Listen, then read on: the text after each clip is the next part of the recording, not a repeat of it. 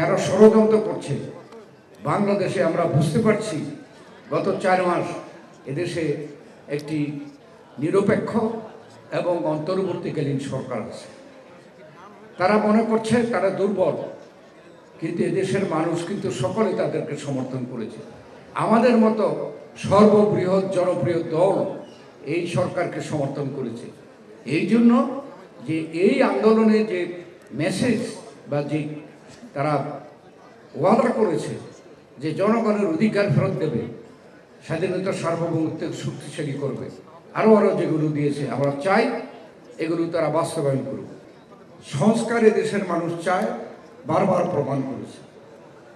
এবং আমরা চাই যে সংস্কারের কথা বলে যদি নির্বাচনটাকে বিলম্ব করা হয় তাহলে এই সরকারের জন্য খারাপ খবর বয়ে আনবে, এদেশের জনগণও ক্ষতিগ্রস্ত হবে।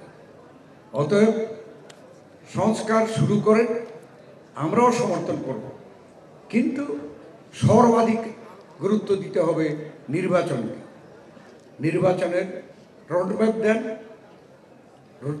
জনগণ যখন রোডম্যাপ দেখবে তখন জনগণ নির্বাচনমুখী হয়ে যাবে। আর নির্বাচনমুখী হলে এদেশে কোনো ষড়যন্ত্র এদেশে করা সম্ভব হবে না।